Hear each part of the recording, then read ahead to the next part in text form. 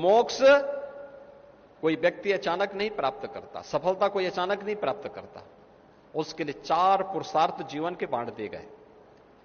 धर्म के मार्ग का अनुसरण करोगे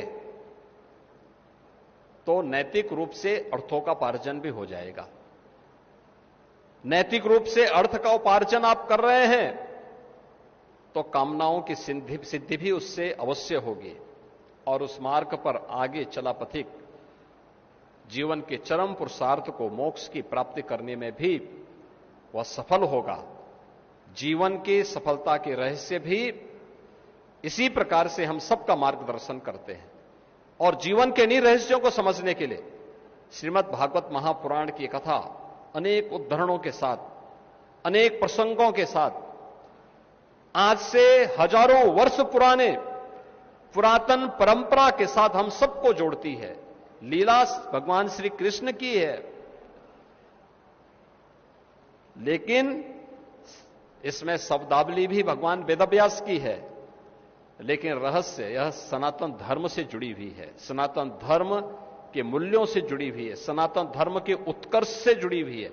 और इसलिए भारतीय मनीषा ने जब धर्म की परिभाषा की तो इसको उपासना विधि नहीं माना, इसको माना धर्म क्या है, जहां अभ्युदय भी है और निःश्रेयस भी है, जहां पर सांसारिक उत्कर्ष के लिए हम कार्य करते हों, भौतिक विकास के लिए भी हम कार्य करते हों, लेकिन साथ साथ आध्यात्मिक उन्नयन भी, जिसके माध्यम से हम जीवन के उस सत्य को समझ सकें, उसका उद्घाटन कर सकें, इसको समझने के इन दोनों उपायों को जब एक साथ जोड़ करके हम चलते हैं तो उसी को हमने धर्म माना है।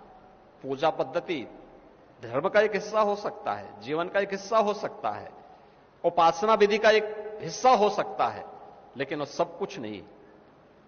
इससे व्यापक अवधारणा दुनिया के अंदर कहीं आपको नहीं देखने को मिलेगा।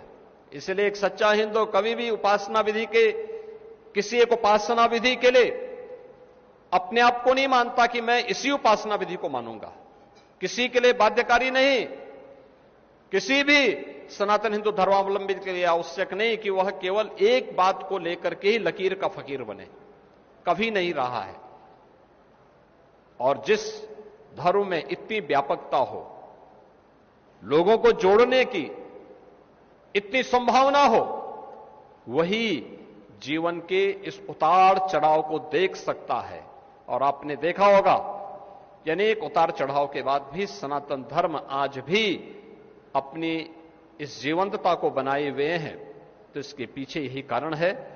श्रीमद् भागवत महापुराण की इस पावन कथा को सुनने का आनंद आज एक बार फिर से यहां के श्रद्धालुजनों को प्राप्त होगा।